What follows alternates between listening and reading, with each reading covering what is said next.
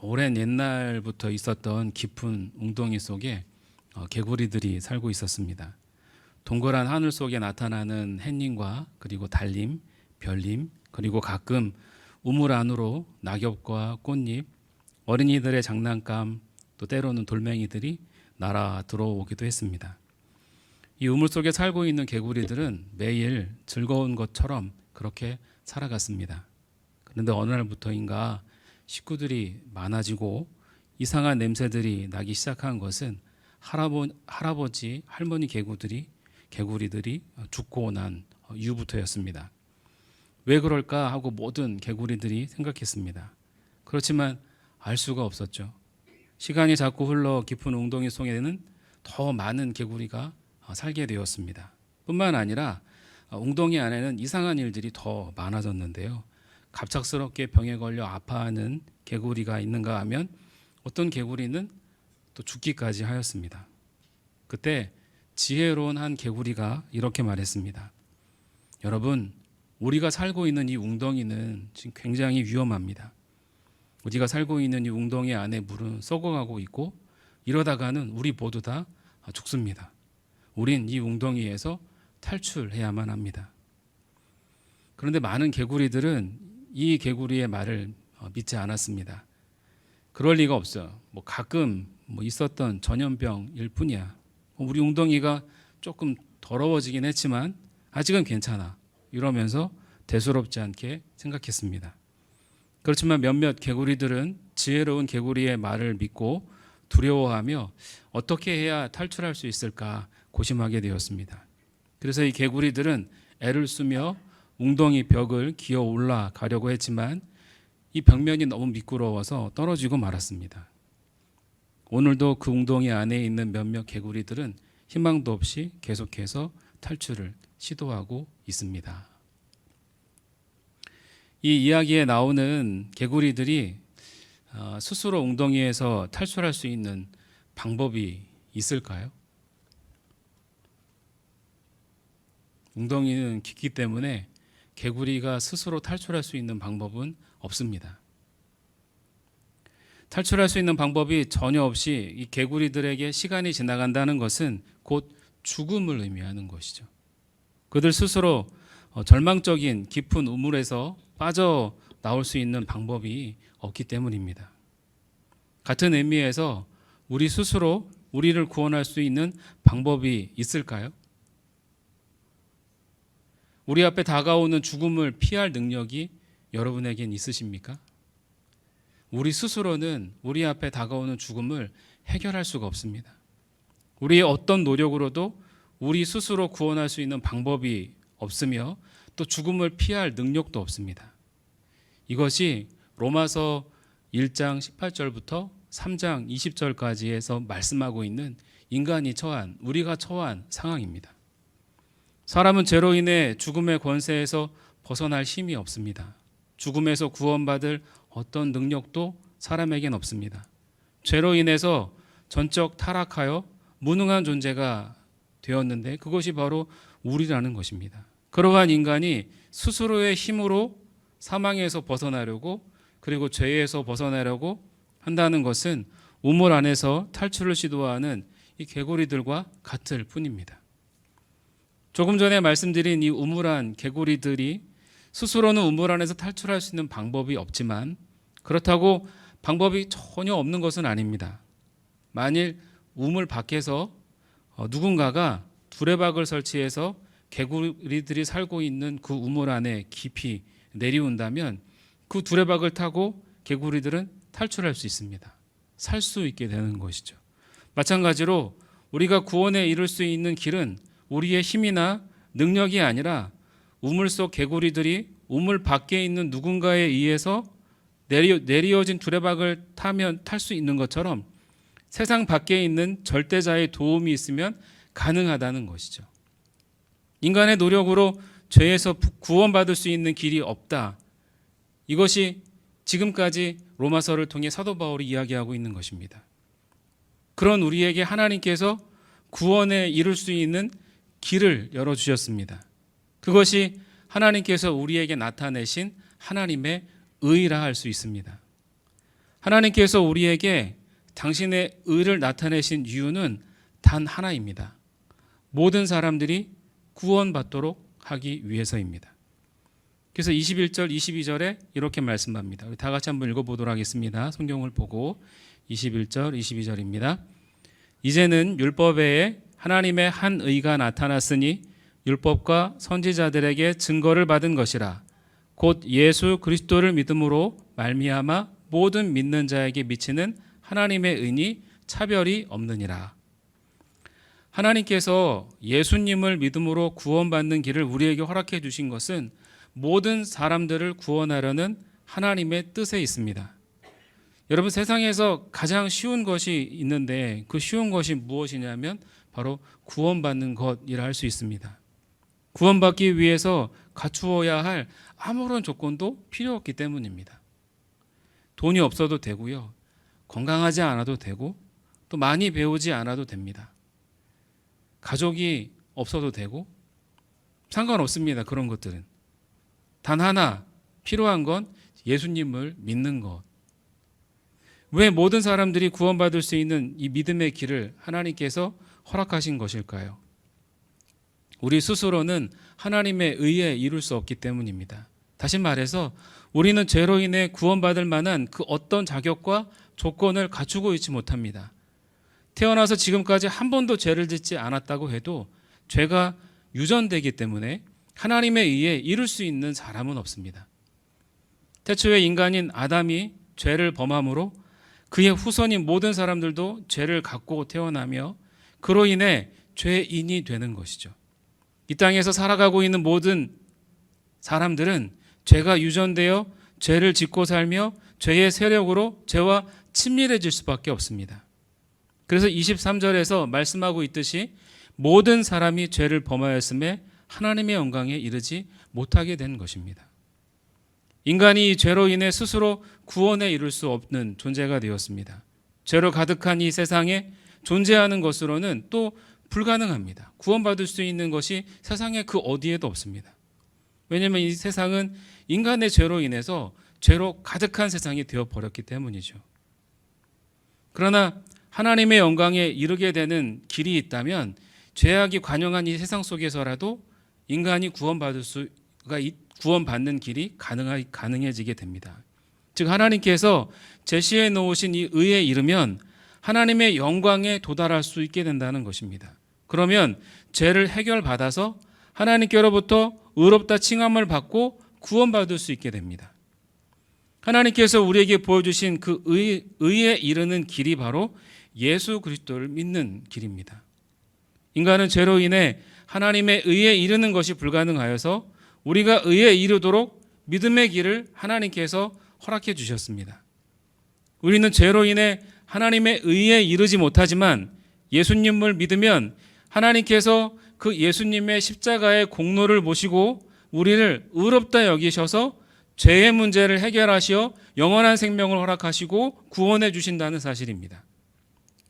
우리가 기억해야 할 것은 내가 믿음으로 나의 믿음을 보시고 의롭다고 칭해 주셔서 구원해 주시는 것이 아니라는 것입니다. 24절에 우리 같이 한번 읽어보겠습니다. 24절입니다. 시작. 그리스도 예수 안에 있는 속량으로 말미암아 하나님의 은혜로 값없이 의롭다 하심을 얻은 자 되었느니라. 그러니까 우리의 믿음이 아니에요. 나의 믿음이 아니에요. 예수님으로 말미암아 하나님의 은혜로 값없이 의롭다고 칭해 주시는 것입니다. 그러니까 우리의 믿음 자체가 구원의 근원이 된다는 말이 아니라는 것입니다. 우리의 믿음은 일종의 그릇입니다. 무엇을 담는 그릇이냐면 하나님의 의인 예수 그리스도를 담는 그릇이라는 것입니다. 그러니까 예수님이 있는 우리의 믿음이 예수님이 있는 믿음이 되어야지 예수님이 없는 믿음이 되어서는 안 됩니다. 예수님 없는 그릇은, 즉 예수님이 없는 믿음은 구원에 이룰 수 없기 때문이죠. 그렇다면 여러분의 믿음의 그릇에 예수 그리스도께서 계십니까? 사도 바울은 고린도후서 13장 5절에서 너희는 믿음 안에 있는가? 너희 자신을 시험하고 너희 자신을 확증하라. 예수 그리스도께서 너희 안에 계신 줄을 너희가 스스로 알지 못하느냐? 그렇지 않으면 너희는 버림받은 자가 되리라. 이렇게 말씀하고 있습니다. 우리는 나의 믿음으로가 아니라 예수님을 믿는 믿음으로 인해서 의롭다 하심을 얻게 되는 것입니다. 그래서 우리 안에 예수님을 믿는 믿음이 있는지를 확인해야 된다는 것이죠. 하나님께서 우리를 의롭다 칭하시는 것은 우리에게 어떤 선한 것이 있기 때문이 아닙니다. 우리에게는 그런 것이 전혀 없습니다. 오직 예수님의 십자가의 공로로만 우리가 구원받은 것입니다. 예수님의 공로는 25절에서 이렇게 말씀합니다. 같이 한번 읽어보겠습니다. 이 예수를 하나님이 그의 피로써 믿음으로 말미암아 화목제물로 세우셨으니 이는 하나님께서 길이 참으시는 중에 전에 지은 죄를 간과하심으로 자기의 의로우심을 나타내려 하심이니. 여기에서 헬라어 신약성경에 보면 화목제물이라는 단어가 힐라스테리온이라는 단어로 쓰여지고 있는데요. 이 단어는 화목제물이 아니라 속죄제물을 말합니다. 그러니까 하나님께서 죄로 인해 원수된 우리를 하나님과 화목한 관계가 되도록 회복시키기 위해서 예수님을 우리의 죄값으로 대신하는 그러한 속죄제물이 되게 만들으셨다는 것입니다. 그래서 예수님을 믿을 때 우리가 의롭게 되는데 그 이유는 우리의 죄를 용서받을 수 있는 길이고 그리고 하나님의 의에 이르는 길이기 때문입니다. 반복해서 말씀드리지만 우리에게 그럴 만한 자격이나 조건을 갖추고 있어서가 아닙니다. 하나님께서 우리를 구원하시는 것은 우리를 향한 하나님의 사랑 때문입니다. 여러분은 그 사실을 믿으십니까? 믿음은 하나님이 나를 사랑하는 것을 믿는 것입니다. 우리가 하나님을 사랑한다고 할 때 우리의 사랑을 여러분들은 어떻게 증명하십니까? 말과 행동으로 증명할 수 있을까요? 그것은 사랑의 하나의 현상이지 그것으로 사랑을 증명할 수는 없습니다. 하나님을 사랑하는 것을 증명하는 방법이 있는데 그 방법이 무엇이냐면 믿는 것입니다. 하나님이 나를 사랑하신다고 하는 그러한 믿음을 갖고 있을 때 우리는 어떤 상황 속에 있어도 낙심하거나 좌절하지 않습니다. 대기업의 사업가인 아들을 실은 한 경비행기가 사막을 지나다가 풍랑을 만나서 추락하게 되었습니다. 비행기 추락사고 연락을 받은 이 아버지는 수색대를 조직해서 며칠 동안 사막을 사사시 찾아보았습니다. 그러나 불행히도 어디가 추락 지점인지 아들이 생존해 있는지도 알 길이 없었습니다. 오랜 후에 사고 지점을 찾았지만 거기에는 비행기 잔해와 그리고 비행사의 시체만 있고 아이의 시체는 없었습니다. 일단은 아이가 살아있다고 가정하고 아이 구출 작전을 생각하게 되었습니다. 자신의 아들을 구할 수 있는 길을 찾다가 수백만 장의 전단지를 비행기를 이용해서 뿌리기로 했습니다. 그런데 문제는 이 전단지에 뭐라고 쓸 것인가였습니다. 만약에 여러분들 자녀를 이제 구하기 위해서 사막에 전단지를 이제 뿌려야 됩니다. 그럼 뭐라고 쓰시겠습니까?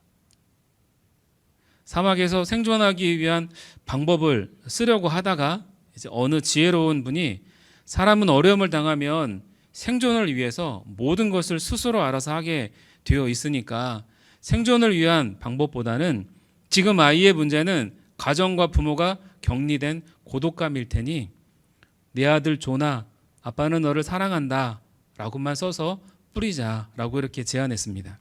그래서 그 전단지에 내 아들 조나 아빠는 너를 사랑한다 라고 이렇게 큼지막하게 써서 뿌렸습니다. 수만 장, 수십만 장을. 사막에서 굶주림과 목마름으로 기진맥진하고 좌절감으로 죽어가던 그 아이가 이 전단지를 받아보게 된 거예요. 아빠가 나를 사랑한다. 그렇다면 아빠는 반드시 나를 찾아올 것이다. 아빠가 찾아올 때까지만 버티자. 이 생각이 그 아이에게 희망을 주었습니다. 마침내 수색대에 의해서 이 아들은 구출이 되었고 그리고 생명을 건질 수 있었습니다. 아들아, 아빠가 너를 사랑한다 라는 이 한마디가 아들을 견디게 했던 것이죠. 우리도 나를 사랑하시는 하나님의 사랑을 믿을 때 어떤 고통 속에서도 참고 견딜 수 있게 되는 것입니다. 무슨 일이든 해낼 수 있게 되는 것이죠. 여러분, 하나님이 여러분들을 사랑하신다는 사실을 믿으십니까? 그걸 믿으셔야 돼요. 그렇다면 어떤 상황과 형편과 여건에서도 일희일비하지 않을 수 있다는 것이죠. 여러분, 하나님이 나를 사랑한다는 것만큼 여러분 그것처럼 큰 힘이 되는 거 없습니다.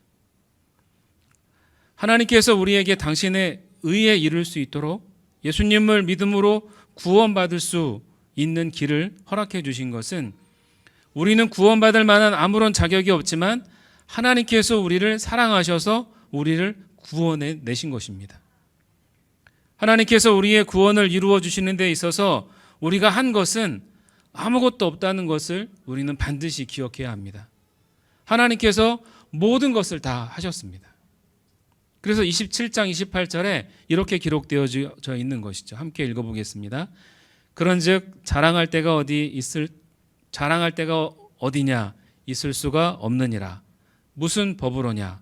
행위로냐? 아니라 오직 믿음의 법으로니라. 그러므로 사람이 의롭다 하심을 얻은 것은 율법의 행위에 있지 않고 믿음으로 되는 줄 우리가 인정하노라. 아멘. 여러분의 행위나 여러분의 노력에 의해서 우리가 구원받은 게 아니라 오직 믿음으로만 되는 줄 믿습니다. 우리 인간은 하나님께서 이루신 이 구원에 대해 감사한 것 말고는 아무것도 자랑할 것이 없습니다. 아무것도 내세울 것도 없습니다. 오직 구원에 대한 기쁨을 누리고 값없이 은혜로 주신 구원에 대해 감사하는 것 말고는 우리가 할 수 있는 것이 없습니다. 왜냐하면 하나님께서 우리를 의롭다고 하시는 것은 예수님을 믿는 이 믿음으로 되는 것이기 때문입니다. 그런데요, 믿음으로 된다고 하니까 우리 자신의 믿음을 자랑하고 싶은 마음이 우리 안에 꿈틀댑니다. 그렇다면 우리의 믿음을 자랑할 수 있겠습니까? 우리의 믿음 또한 나에게 있었던 것이 아닙니다.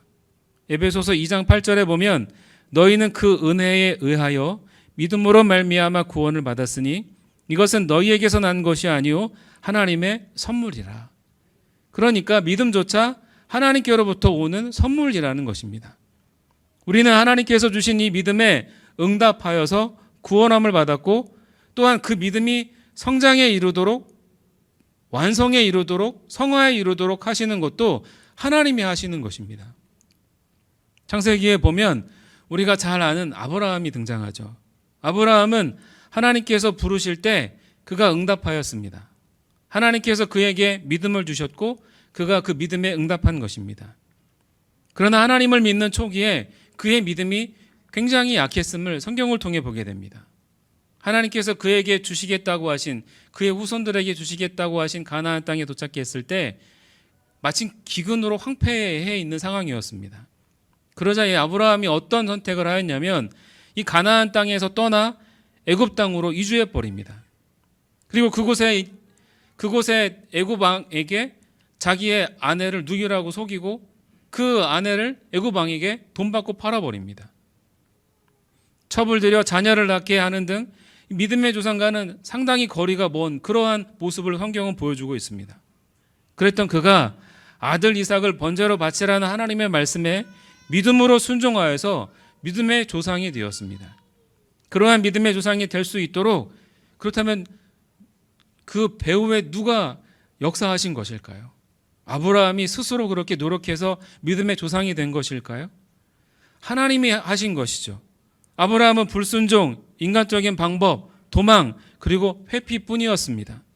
그러한 아브라함을 하나님께서 참고 인내하시며 설득하셨고 이끄셨고 그리고 인도해 주셨습니다.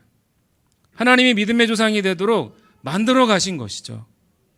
아브라함뿐만이 아닙니다. 성경에 등장하는 모든 사람들에게 그와 같은 모습들이 나타나고 있습니다. 믿음을 주시는 분은 하나님이시며 그 믿음을 성장시키셔서 큰 믿음으로 만들어 주시는 것도 하나님이라는 것이죠. 그런데도 내 믿음을 자랑하겠다고 하는 것은 하나님 앞에서 예수님이 아니라 나의 의로움을 자랑하는 것과 같습니다. 그러므로 우리의 믿음조차 우리는 자랑할 근거가 없는 것입니다. 또한 우리를 구원해 주신 하나님 앞에서 우리의 어떤 행위도 자랑거리가 되지 못합니다. 자격 없는 우리를 하나님의 은혜로 값없이 의롭다 칭해 주셨습니다. 하지만 우리는 하나님께 무엇인가를 했다는 것을 대단한 공로쯤으로 생각합니다. 그러한 행위 때문에 자신이 구원받았다라고 착각합니다. 그리고 내가 행한 일로 인해 하나님의 복을 보장받으려 하고 세상에서의 고난으로부터 보호받으려고 합니다. 우리가 무엇인가를 행한 것 때문에 하나님께서 우리를 구원해 주시는 것일까요? 우리가 무엇인가를 행한 것 때문에 하나님께서 우리에게 복을 주시는 것일까요? 우리가 무엇인가를 행한 것 때문에 하나님께서 우리를 보호해 주시는 것일까요? 절대로 그렇지 않습니다. 부모는 자녀로부터 무엇인가를 얻으려고 자녀를 위해 희생하는 것이 아닙니다. 여러분들은 여러분의 자녀로부터 무엇인가를 얻어내려고 자녀를 그렇게 낳고 키우고 계십니까? 만일 그렇다면 그 부모는 부모라고 할 수 없습니다. 고용주의인 것이죠. 자녀로부터 무엇인가를 얻어내려고 키우는 사람, 그 고용주밖에 더 있겠습니까? 우리가 하나님께 무엇인가를 노력해서 하나님께 인정받으려 한다면 그때부터 하나님께서 나타내신 의인 예수님을 믿음으로 말미암아 구원받는 이 구원은 싸구려 구원으로 전락되고 맙니다. 믿지 않는 사람들이 말하는 10원보다 못한 구원이 될 수 있다라는 것이죠. 어떤 목사님이 암으로 병원에 입원한 성도님을 신방하였습니다. 그 성도님은 교회를 위해 헌신하고 충성하신 분이십니다. 그런데 갑자기 몸이 좋지 않아서 병원에서 검사를 했는데 암 말기라는 진단을 받게 된 것이죠. 그 성도님이 계신 병실에 들어가서 하나님의 말씀으로 위로를 했지만 아무런 소용이 없었습니다. 오히려 얼굴이 더욱 굳어져만 갔습니다. 목사님의 말씀을 다 듣고 그 성도님이 목사님도 아시지만 저는 주를 위해 헌신하고 충성하였습니다. 그런 나에게 돌아오는 결과는 암 말기라는 비참한 현실이었습니다. 왜 하나님께서 나에게 이러한 상황을 허락하셨는지 설명해 주십시오 라고 그렇게 질문을 하더라는 것이죠. 그런데 이 목사님께서 그 성도님의 질문에 아무런 답도 해주지 못하고 집으로 돌아왔습니다. 집에 돌아와서 그 성도의 질문에 답해주지 못한 자신이 한심스러워 자책하고 기도할 때 하나님께서 이 목사님에게 이렇게 말씀하시더라는 것입니다. 그 성도는 믿음으로 산 것이 아니라 자신의 의를 위해 살아서 그렇게 질문한 것이다. 그 성도는 예수님을 위해 헌신하고 충성한 것이 아니라 자신을 위해서 헌신하고 충성했던 것입니다. 그것이 그의 의였습니다. 그것이 그의 자랑이었습니다. 자신의 헌신과 충성을 하나님이 보았다면 절대로 암 말기와 같은 청청병력 같은 그러한 일은 허락하지 않으셨을 것이라는 말입니다. 여러분, 의외로 이런 사고로 교회를 다니시는 분들이 상당히 많습니다. 혹시 여러분들은 그렇게 신앙생활을 하고 있지 않은지 한번 여러분들 신앙을 한번 살펴보시기 바랍니다. 우리는 우리에게 고난이 오지 않거나 형통하기 위한 이유로 나의 철저한 신앙생활이나 헌신이나 봉사를 하고 있지는 않습니까? 여러분은 하나님이 정말 우리가 그렇게 충성하고 헌신하면 고난에서 보호해 주시고 또 우리의 삶의 그 걸음을 형통케 하신다고 그렇게 믿습니까? 만약에 그런 하나님이라면 여러분들은 그 하나님이 전능하시고 선하시고 그리고 위대하신 하나님이라고 여러분 그렇게 생각하실 수 있겠습니까? 물론 하나님께서 잠자는 자녀들을 깨우기 위해 고난을 허락하시는 경우는 있습니다. 그러나 모든 고난이 다 그러한 이유 때문은 아닙니다. 우리가 고난을 당하지 않는 것은, 형통한 것은 우리의 행함으로 하나님께 인정받아서가 아닙니다. 만약에 여러분들에게 그러한 신앙의 사고가 있다면 그 신앙의 사고를 깨트리지 않는 이상은 여러분들은 더 깊이 하나님을 알아갈 수가 없으십니다. 사도 바울은 하나님께 인정받은 사람 아닙니까? 그러나 그의 삶은 고난 그 자체였습니다. 하나님께서 그를 그렇게 사용하신 것이죠. 그래서 복음이 이방인들에게 더욱 빠르게 확산된 것입니다. 고난을 우리에게 허락하신 이유는 사실 우리는 잘 모릅니다.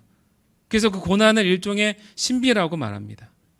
그러므로 나의 행위와 고난을 연결시키는 것은 잘못된 것입니다. 마치 나의 행위로 하나님께로부터 의롭다함을 얻으려는 어리석은 짓입니다. 사도 바울은 예수님을 믿기 전에 그는 자신의 의로 산 사람이었습니다. 자신의 행위로 의롭다함을 얻으려고 발버둥 쳤습니다. 그러던 그가 예수님을 만나 그 예수님을 믿고 난 후 어떻게 변했는지 여러분 아시지 않습니까? 빌립보서 3장 8절에 보면 자신의 의로움을 배설물로 여겼습니다. 그에게는 주 그리스도 예수를 아는 지식이 가장 고상하다라고 그렇게 고백했습니다. 그래서 그는 갈라디아서 6장 14절에 우리 주 예수 그리스도의 십자가 외에는 결코 자랑할 것이 없다라고 말한 것입니다. 사도 바울은 그렇게 예수님을 자랑하면서 그의 전 인생을 살았습니다. 여러분, 우리에게 주어진 삶도 그렇게 살아야 하지 않겠습니까? 여러분은 예수님께서 우리 대신 십자가에서 죽는 것이 쉬웠을 것이라고 생각하십니까? 예수님이 십자가에서 죽으시는 것은 전혀 쉽지 않으셨습니다.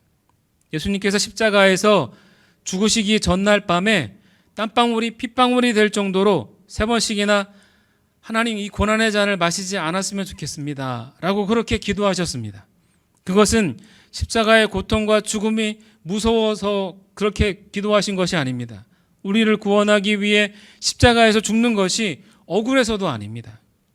죄된 인류를 위해 대신 십자가를 질 때 하나님께서 모든 진노를 다 쏟으셨습니다. 그때 예수님은 모든 인류의 죄로 인해 하나님과의 단절을 경험하셨습니다. 예수님이 두려워하신 것은 바로 그 하나님과의 단절이었습니다. 아버지 하나님과 영원토록 함께 하셨던 그 예수님에게 하나님과의 단절은 인류 구원을 위해 십자가를 지고 싶지 않을 정도의 고통이었던 것이죠. 예수님이 십자가를 지셔서 하나님과의 단절되셨을 때 전 우주가 빛을 잃었습니다. 그토록 힘들었음에도 불구하고 예수님은 십자가를 지셨습니다. 누구를 위해서 그 십자가를 지신 걸까요? 바로 나를 위해서 그 십자가를 지신 것입니다. 그분은 우리를 위해 그렇게 모든 것을 다 내어주셨습니다. 그런데 우리는 그 예수 그리스도 앞에 나의 그 믿음을 내세우겠다고요? 나의 공로를 내세우겠다고요? 모두 다 헛될 뿐입니다. 우리를 위해 십자가 지신 예수님을 위해 우리가 할 수 있는 최선은 그분만을 자랑하는 것입니다. 그분을 위해 살아가는 것입니다. 세상 것에 욕심내며 사는 것이 아니라 주님을 위해 사는 삶에 욕심내며 사는 것, 그것이 바로 우리가 할 수 있는 최선의 삶의 모습입니다.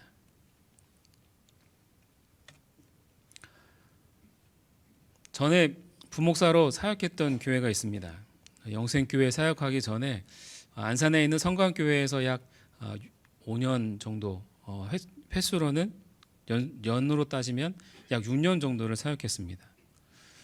그곳에서 하루는 이제 신방을 가게 되었는데, 신방 간 곳이 어디냐면 그 교회가 성장하는데 헌신했던 한 노 권사, 여자 권사님이셨습니다. 이분은 늘 이제 시간만 될 때마다 전도하러 다니셨고, 그래서 많은 사람들이 이제 교회에 나올 수 있도록 그래서 교회가 부흥되는, 성장하는데 아주 큰 역할을 했던 분이십니다.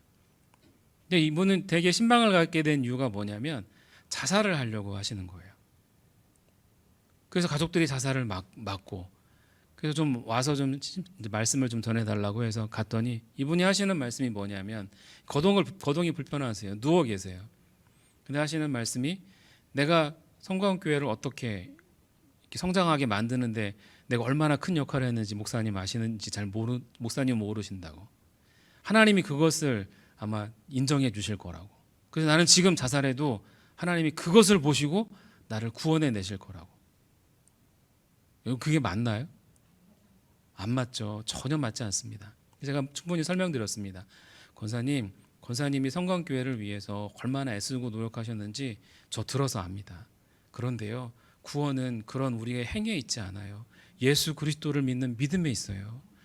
권사님을 천국에 인도하시는 분은 그 예수 그리스도이세요.